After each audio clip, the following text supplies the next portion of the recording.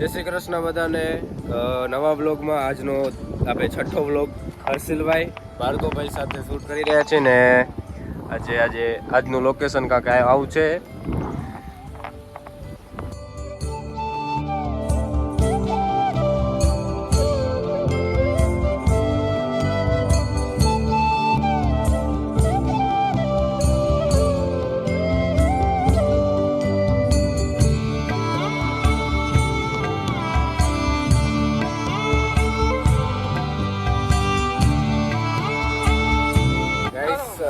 બેઠા यहाँ पे હવે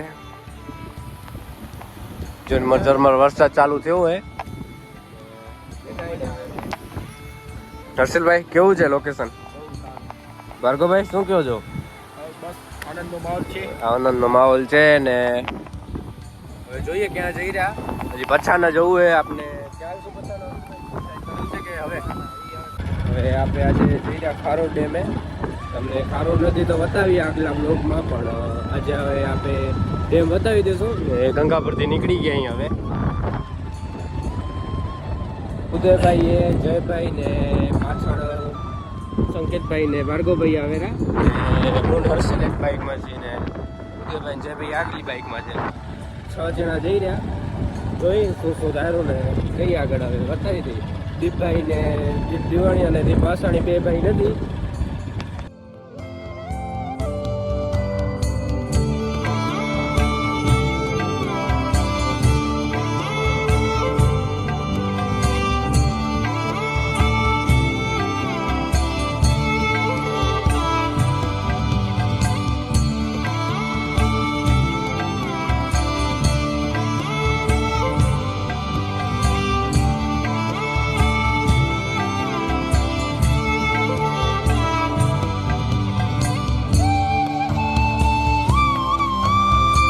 વરસાદ ચાલુ થઈ ગયો હોય ને આપણે શેરડી મૂકી દીધું હોય ને ઓલમોસ્ટ પહોંચવા જાય અહીં આપણે.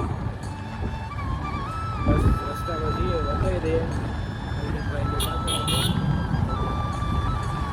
ઝીણો ઝીણો જે વરસાદ પડી રહ્યો છે ને એમાં જે મજા આવેલી બાઇકમાં.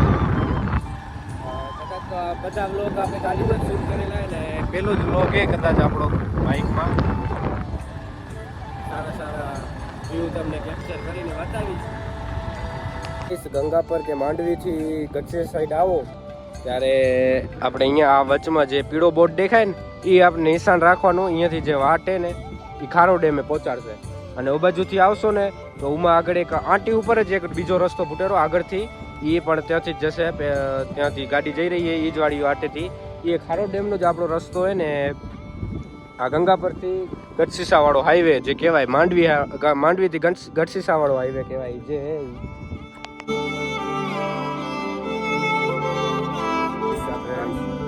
ખારો ડેમ પહોંચી આવ્યા અહીં. ઉદયભાઈ ને જયભાઈ જોઈ લો ખારો ડેમ.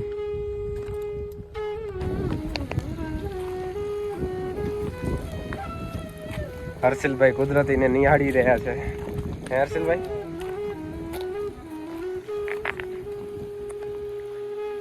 શું આજ કોણ કોણ ફોટા પાડશે? કોણ ફોટા પાડનારું? જયભાઈ ફોટા પાડવાય.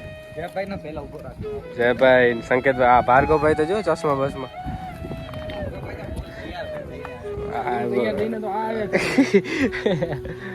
ના ભાર્ગવભાઈ તો સવારથી આપણા ભેગા છે. એ જ કપડા તૈયાર.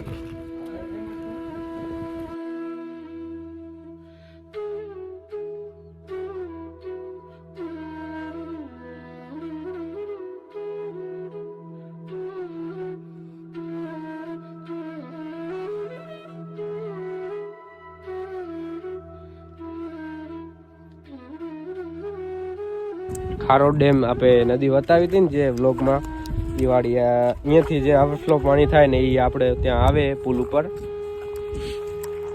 હમણાં વરસાદ નથી પડ્યો એટલે એ નથી ઓવરફ્લો થયો એવડો. થોડું ઝીણું પાણી ઓવરફ્લો થઈ રહ્યું છે. અને બાકી સુંદરતા તો અફેકી જોવા મળેલી અહીંયા. કુદરતી પડ્યું છે. હજી થોડો વરસાદ હોય ને અહીંયા થોડું પાણી જતું હોય તો ઘણી મજા આવે. અત્યારે પણ સાવ કાઢી નાખવા જેવો નથી ભલે પણ સારો છે એમ. ગાઈસ જુઓ થોડુંક નીચે સેવાળના કારણે થોડુંક લપસી જવાયું તો બધા કેરફુલી સિરિયસ થઈને જઈ રહ્યા છે. બધાને પોતાનો જીવ વાલો જોઈ.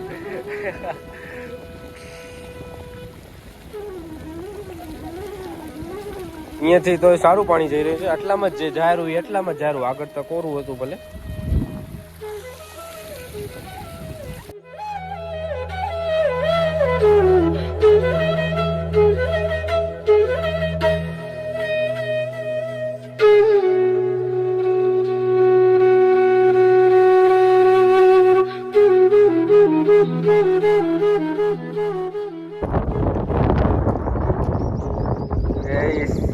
કદાચ તમને મગર દેખાતું હશે. એ આ જાહેરું કદાચ તો દેખાતું જ હશે. ગાઈસ આ જે છે ને અહીંયા 29 ફૂટ પહોંચે એટલે ઓવરફ્લો થાય. આ હોજ શું કહેવાય તળાવ 29 અપ થાય એટલે તળાવ ઓવરફ્લો થઈ જાય. આપણા ટીમમેટ બધા ગાઈસ આરો વાલ જે કહેવાય ખોલવાનું. અને આરા આપણા ભાઈઓ ભાર્ગવભાઈ, આ જુઓ તા સેટ જુઓ આપણા સંકેતભાઈ, ઉદયભાઈ. હવે ફોટો પાડ્યા, થોડી વાર બેસી મેળાવો કર્યો, મજા આવી ભાઈબંધી ભેગી. અને હવે નીકળી રહ્યા ઘર આટો. દોસ્તાર સારું લોકેશન ફોટા માટે ને તમને એમ જ કુદરતી નિહાળીને શાંતિ જોઈતી હોય તો અહીંયા આવવા જવું હોય. આ ડેમ રાજાશાહી ટાઈમે બનેલો હોય, એની મજબૂતી ને જુઓ તો બહુ જ સારી હે. હર્ષલભાઈ કેવું લાગુ લોકેશન? જોવા જેવું છે.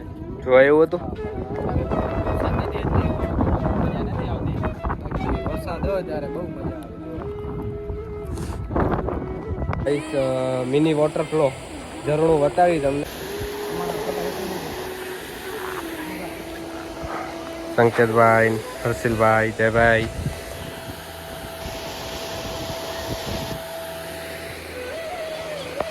ઓવરફ્લો થાય ત્યારે જોવા જેવું હોય રૂ. ઓવરફ્લો થશે ત્યારે વળી બતાવશો એવું હશે તો. હમણાં તો ઝીણું જ પાણી જ્યારે હાવ થોડું જોઈએ.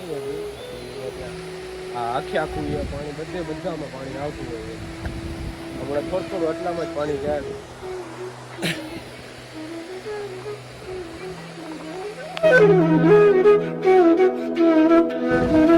ગાઈસ ખારો ડેમે જઈ આવ્યા ને હવે જઈને કરે કેમ કે ગામમાં પ્રોગ્રામે અમારા વાછા દાદાનો ડોભે આજે, તો ત્યાં ઢોલ વાગશે ને એમ કહેવાય કે 7મ 8મના જે ઢોલ વાગે ને એ ઢોલ વાગવાની શરૂઆત થઈ ગઈ છે. કાલ રાત આજે વહેલા નીકળી ગયા કેમ કે મોડું થઈ જશે જવામાં પહોંચવામાં.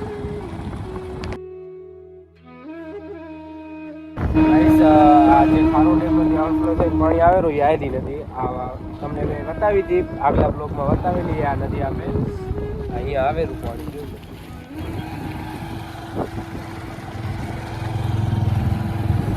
ઘરે પહોંચી આવ્યા અહીં, બસ ગામમાં પહોંચી ગયા. આપણા બ્લોગને કરીએ છીએ and. Thank you for watching.